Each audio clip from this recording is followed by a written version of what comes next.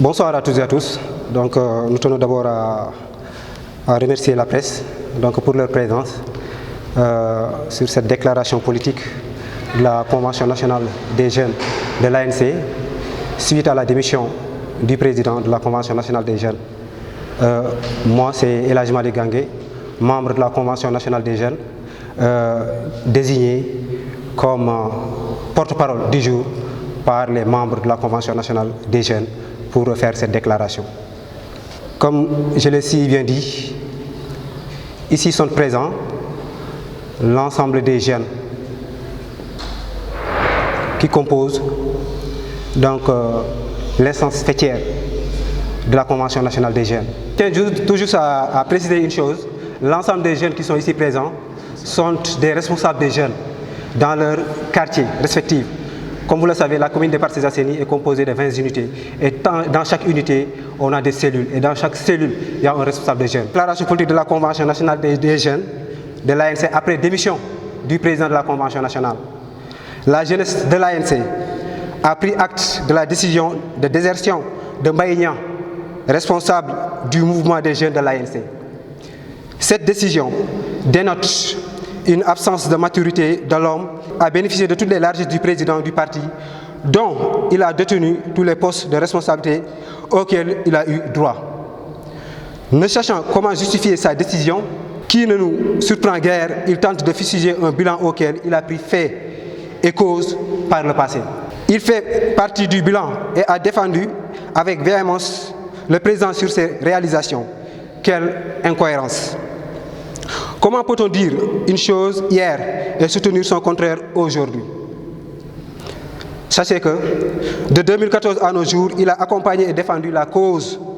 de l'ANC partout où l'occasion lui est donnée de parler au nom du président Moussa Sy et de sa fonction de maire de la commune des Parcelles Assainies. Ce qu'il faut dire, c'est que lui-même symbolise le blancard fraîchement débarqué et n'ayant aucune expérience politique ni administrative. Le président Moussa Sy lui a porté au pinacle en le recrutant avec un salaire honorable et des avantages costauds. Sur le plan politique, malgré sa venue tardive, il a hérité un certain nombre de positions grâce à son bienfaiteur qui nourrissait du reste beaucoup de bonnes intentions à son endroit. C'est son soutien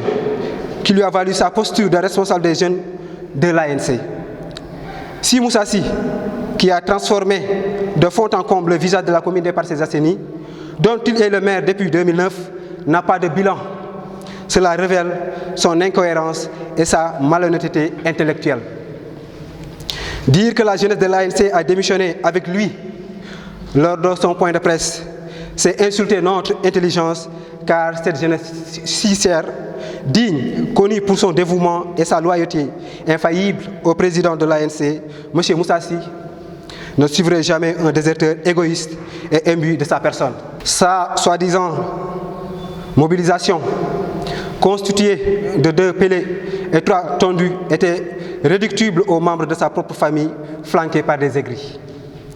Aucun responsable jeune reconnu de l'ANC n'a assisté à cette mascarade politique qui ne disait pas son nom. Bénéficiant de la confiance de la jeunesse, il aurait dû prendre le soin d'en aviser l'instance avant de prendre sa décision.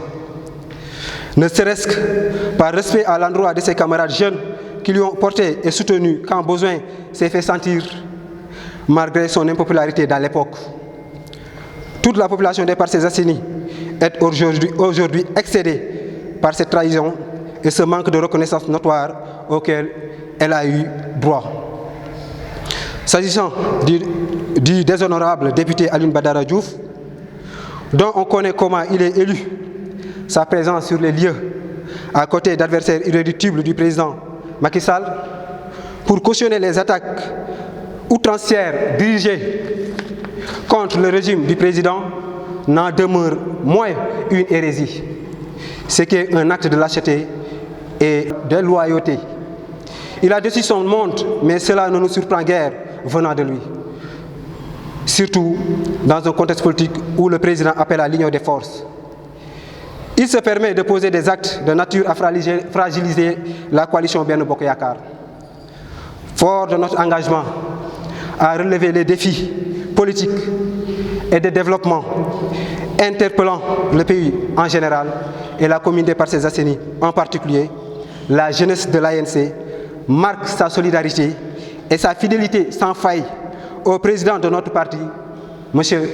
Moussa Sy. mbokk yi ñu ngi leen di jaajëfal ci seen teewaay tey ci déclaration bi nga xamante ni waa convention nationale des jeunes de l'ANC ñoo ko woote. di jaajëfal presse bi di jaajëfal camarades jeunes yi fi nekk yëpp ñoo représenté la convention nationale des jeunes. bu ñu jógee tey pour def déclaration bi c'est tout juste ngir ñu andi ay leeral ci ay kaddu yu mu yëkkati bi mu defee déclaration bi mu defee point de presse am donc ci dimanche bi ñu génn. jeunes yi jóg nañu ngir andi leeral yi ci lu mu wax bëgg nañu rek ñëpp xam ni le président le responsable de la convention nationale des jeunes ci waxam nee na dafa gelé activité am ça fait 2 ans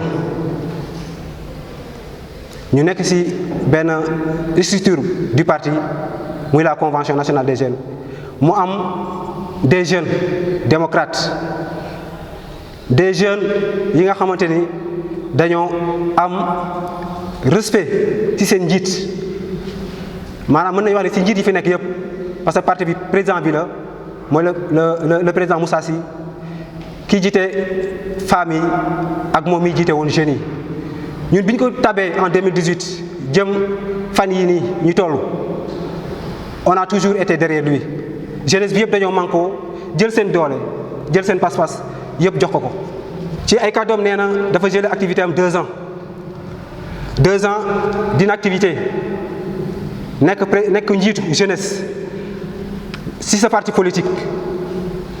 li la war doole bi ñu la joxoon mission bi ñu la joxoon pour nga représenter dignement la jeunesse gis nañ ni loolu yëpp defatu ko woon mu toog diir boobu yëpp waxu lu ci dem waxul tamit jubluwul tamit ci ñi nga xam ne ñoo ko tabboon jël seen i doole jël seen yaakaar yëpp teg ko ci ay loxoom ne ko jiite ñu ndax doyloo nañ la mais bu mu jëlee décision boobu dimanche bi génn mooy le 21 jëlul vraiment benn précaution wala jëlul benn temps avisé ñi nga xam ne mooy bi ñuy def convention nationale bi ñi nga xam ne ñoo ko tàbboon dañoo jékki-jékki rek dëgg ci réseaux sociaux yi que président convention nationale des jeunes de l'ANC démissionné na. mën naa wax ni nag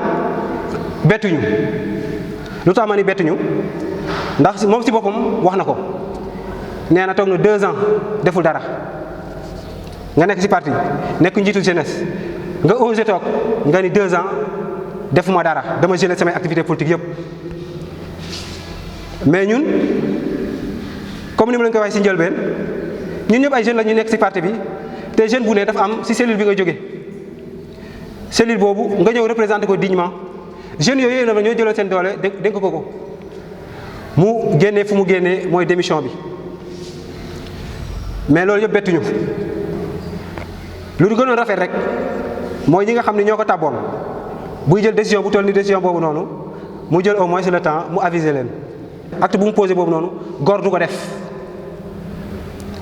góor warul def acte boobu noonu mais on prend acte dañoo bëgg rek attirer attention opinion bi yëpp ci li may wax nii. ci ay kàddoom tamit nee na moom démissionné na ak jeunesse bi nekk ci gannaawam yëpp bëgg naa lii nii boo leen dem ngeen yóbbaale ko jeunesse su ANC la convention nationale des jeunes l'ensemble des jeunes yi les plus remarquables ñi nga xam ni ñooy défendre parti bi fu ñu toll jeunes yi fi taxaw yëpp Parcelles xam na leen département de Dakar xam na leen région yi xam nañ leen au niveau national. donc tey bu ne démissionné na yóbbaale na jeunesse su ANC day wax lu ko neex rek ndax la jeunesse est toujours là fidèle à son président. donc ñu xamal ñëpp nag jeunesse su ANC bi mu ngi fii li ñu doon dox dëmb balaa tey di ñëw ci loolu lañ nekk ba léegi derrière leur président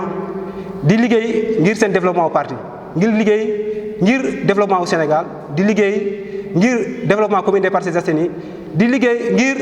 développement wu coalition bi ñu nekk mooy Benno Bokk Yaakaar ci gannaaw le président de la République. tey bu ñu nee coalition au pouvoir Benno Bokk Yaakaar ñu xam ni dañoo nekk au niveau des Parcelles Assainies moom ay responsable politique yu bëri yi fi nekk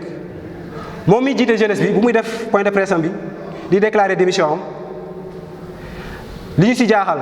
ñi fa nekkoon dafa am ñi nga xamante ni comme ñi nekk si mouvance présidentielle bi dinaa citer kenn si ñoom parmi d'autres le député Alioune Badara Diouf mu nekk tamit lu ñu bett ak ñeneen ñi nga xamante ni mën naa si citer kenn ku ñu tudd Mamadou Gueye ñooñu ñëpp jàpp nañ ni benn si parti APR lañ nekk ñu nekk ay ñooñu Amadou Ba nekk si parti bi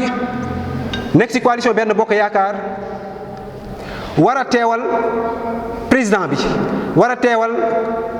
coalition bi fu ñu mënti nekk benn jeune di quitter parti yëpp muy di ANC di def déclaration de démission ñoom ñëpp ñu ñëw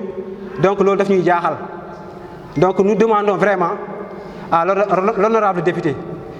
bien vrai que tamit min nañ ko ci moom yàgg na def ay toj-tojam waaw yàgg nañ ko jëlee ci hymne national ba ak leneen def na ko fii mais tey dafa doon li nga xamante ni xaaruñu ko woon ci moom en tant que membre de la coalition Benno Bokk Yaakaar et nous attirons l'attention ñu ngi attirer attention milieu politique bi yëpp responsable yi fi nekk yëpp di attirer attention tamit ñëpp ñi nga xam ne ñu ngi ci coalition Benno Bokk Yaakaar ñun de posture bi nga xamante ni député bi jël na ko muy Alioune Badara Diouf téye na suñu xel trop gis nañu ci événement yi ñu fi génn li secoué milieu politique bi entre parti Pastef et aussi ñi nga xam ne ñoo nekk ci mouvance présidentielle bi bu ñu gisee ñi nga xam ni dañuy dem di flirter ak ñooñu noonu loolu tey na xel donc nag ñu ngi naan président na bàyyi xel ci loolu noonu ñu ngi jéem a liggéey li nga xam ni day gën a dëgëral coalition bi au niveau local mais dafa mel ni ci biir ay ñoñam am na ñi nga xam ne dañu am ambition bu liggéey boobu antu bëgg nañ ñu bàyyi si xel loolu bu baax a baax. waaw salaamaaleykum waa RTV maa ngi leen nuyu baax di leen ziar man la Abdourahmane Diaw dëkk Parcelles Assainies unité 20 di président de cellule si unité bi di aussi le coordonnateur ANC unité 20 récemment la ñu yëg le président notre ex camarade de parti monsieur El Hadj Mbaye Niang du MES def benn sortie seen kër si kaw terrasse bi à l'unité 12 démissionné solennellement ci parti ANC démissionné également ci président mouvement des jeunes de l'ANC bi nga xamante ni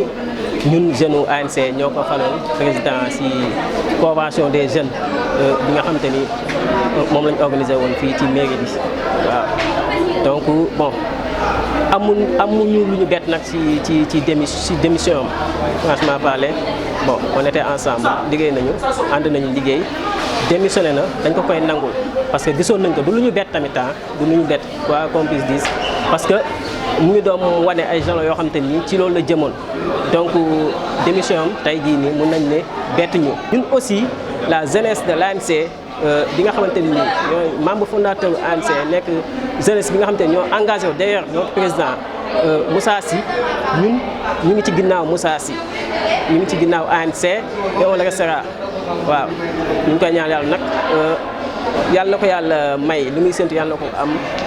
ci fi mu jëm waaw ñun daal bon loolu lañu amoon lu ñu wax ci par rapport ak démission suñu ex président El Hadj Mbaye Niang. salaamaaleykum maa ngi nuyu waa àdduna di nuyu waa Sénégal di nuyu aussi waa Parcelles Assainies di man la Ibrahima Diarra responsable des jeunes de l'unité 13 tey aussi ñu daje fi pour indi ay leeral ci suñu président bi nga xam ne moom la ñu faloon mu nekk responsable de la convention des jeunes de l'ANC bi nga xam ne moom moo démissionné dimanche bi passé di indi ay quelques éclaircissements rek que ni bi mu nekkee ci parti bi liñ ko doon jëriñ aussi moo ëppoon lim ñuy jëriñ parce que aussi ñun dañu yor suñu cellule au niveau des unités te lépp li nga xam ni wàllu mobilisation la woon lépp li nga xam ni dañ ko doon def pour parti bi di dund dañ ci nekkoon di ko def te moment yooyu yëpp moom mi ngi ni 2 ans dafa gelé ay activités politiques am donc ñun yaakaar naa ni moom ci démission am waruñu mën a yëngal ci dara jeunesse bi fu mu nekkoon démb ak bërki démb tey la ñu gën a taxaw tey la ñu gën a takku tey la ñu gën a booloo pour yóbbu ki nga xam ne mooy suñu maire ci kanam muy monsieur le maire Moussa Sy ñun sentiruñu demam ñun sentiruñu parce que 2 ans wagi nii moom deful benn activité pour jeunesse ANC mën naa wax ni sax moom bu fekkee tey dafa am yu mu wax ni ANC doxul wala dëgg doxu fa te moom depuis 2014 ba léegi mi ngi ci biir ANC wala depuis 2014 ba léegi mi ngi liggéey ci commune bi kon donc dama naan ko moom aussi responsable la ci li nga xam ne aussi moom lu doxul moom tamit responsable la ci parce que ñun ñëpp dañu boole woon suñu doole boole suñu lépp suñu xel ak suñu xalaat yëpp jiital que ni moom moo ñu doy ba mu demee bay dem aussi waroon na amee beneen tànk waroon na taxawee neneen lu dul taxaw di fustiger maire wala taxaw di fustiger jeunes yi dinañ ko war ne nag ñun jeunesse en tant que jeune taxaw nañu booloo doon benn pour affaire bi mën a jëm ci kanam wan ni ko nag lépp lu mu doon def ñun mën nañu def téeméer ci kawam waaw. waaw salaamaaleykum askan wi maa ngi nuyu ci ne ci turam ak ci santam waaw tey nag man maa tudd Bayrina Gomis di responsable jeune unité 26 comme ni ñu ko déggee rek par rapport ak suñu point de presse bi ñu def léegi donc c'est suite à la démission di responsable ki nga xam ne moo fi nekkoon muy El Hadj Mbaye Niang donc moom moo nekkoon président convention jeune de l'ANC donc mu nekk démission boo xam ne comme sama camarade yëpp ni ñu ko waxee démission boo xam daf ñoo bett démission boo xam daf ñoo bett parce que luñ doon gis la mais comme jeunesse ANC comme ñëpp ñu ko gisee rek parce que yëpp ni ñu ko gisee dafa nekk démission jeunesse boo xam ne jeunesse bu démocrate la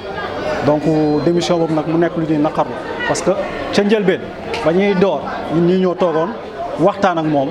donc ca convention bi ca jour assemblée générale ba y avait 9 candidats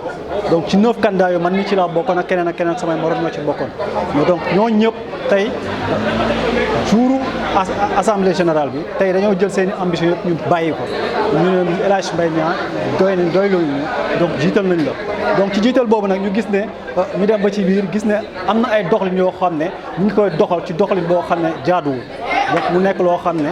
ñun ñëpp ñu ngi koy naqarlu par rapport à cette déclaration donc par rapport à cette démission aussi tamit ñu gis ne aussi tamit démission boo xam ne aussi tamit on s'y attendait franchement on s'y attendait parce que ñun ñii on est des jeunes très engagés très avertis donc du mu nekk loo xam ne bett nañu pour être honnête may wax ne rek surtout par rapport à la déclaration bi nga xam ne nee na jël na ay 200 jeunes may wax ne rek bu rekkee joxe na 200 jeunes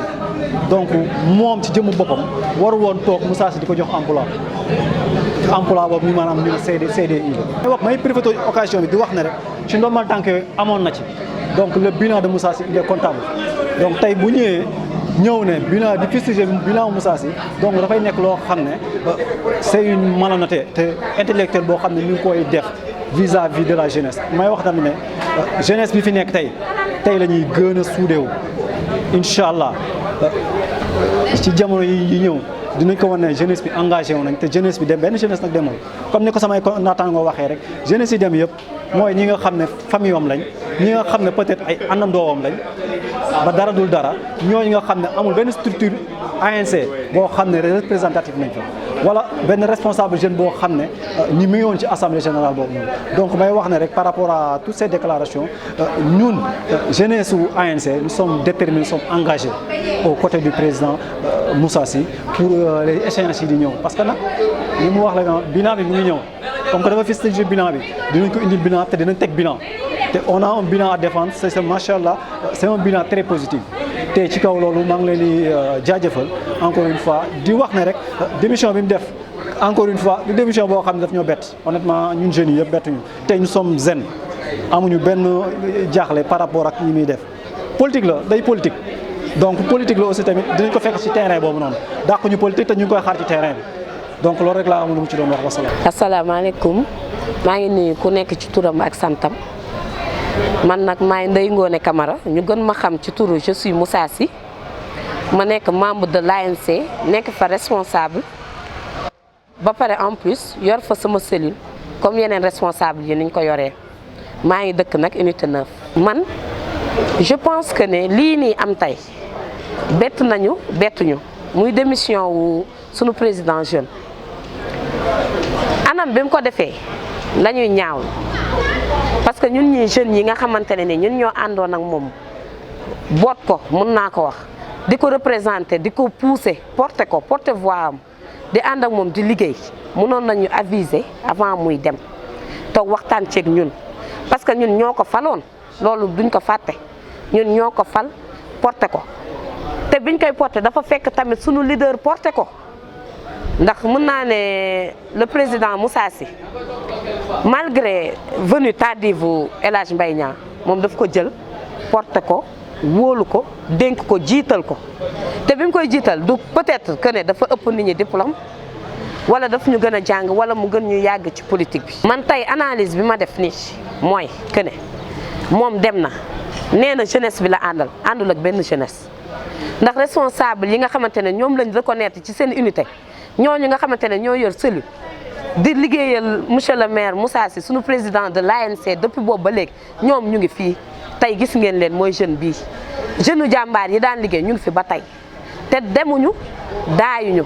demam bii nii amul lum ñu yàqal nag politique addition la bu ñu neexoon benn mbóot sax du fi jóge di dem addition la su doon suñu sago ñëpp fii la ñuy toog waaye nag bu dem xësee ba jot dem la te ku nekk nag di nga fësal fi nga nekk ñun nag Moussa Sy lañ àndaloon démb ànd ak moom tey comme ni ma ko yàgg waxee ñun xamuñu benn leader politique moom moo ñuy booleeg leader yi moom la ñu xam fu mu dem ñu fekk ko fa ndax conviction engagement ak dévouement ak principe yim ñu wan ñu ànd ceeg moom tey jii nii loolu la ñuy continuer di dëggal di ci ànd ak moom di liggéey ak moom ci loolu Mbaye Niang dem na dañ koy wax bon vent ñun ñii fi des nag dinañ relever ndax défi la ñu lancé parce que bu nee jeunesse baa ngi nii c'est parce que xalaat na ne peut-être am na ñeneen ñu war a jóge fi topp ko défi bi mu ñu lancé dañ koy relever duñ ci yox yi duñ ci tay yi duñ ci tayal ni mu ko doon defee démba di dem di uti ay jeunes di ko indi di ñuy ànd ak moom di dem noonu la ñuy utaatee ay jeunes di ko indi te jeunes yi ñu amoon suñu cellule ba tey ñoo fi ne ñooñu la ñuy àndal ci liggéey bi ci kaw ca kanam ak monsieur le maire Moussa Sy dawuñu ci dara nag ragaluñ ci dara toujours derrière le maire Moussa Sy avec fierté honneur ak dignité. salaamaaleykum Mouhamed Lam responsable jeune ANC bu unité 7 yaakaar naa du ma présenté wu mais bon pour ñëw si li nga xamante ne moom la suñu ex président moom lay wax sax Mbaye Niang def mooy démission wam yaakaar naa comme ni ko gars yi waxee bettul kenn ñun ñëpp gisoon na ne fa la jëm parce que situation bi moom ak suñu leader neexul woon mais bon li comme gars yi li ñu wax rek mooy mënoon naa gën a rafet moom nii la ko tànnee moom lii la gisoon ne nii la war a def ñun aussi tamit looloo waral tey ñu répondre ko nii di wax rek ne unité 7 ba unité 26 en passant par les HLM Grand Médine les responsables jeunes yi nga xam te ne ñoom la ñu reconnaître ñoom ñoo fi nekkoon moom bu nee dem na ak jeunesse am moom dem na ak jeunesse am boo xam te ne ANC reconnaître leen suñu président Moussa Sy reconnaître leen te gars yi wax nañ ko défi la ñu lancé liggéey la woote dinañ ko wax ne nag fu ñu newoon jóguñu fa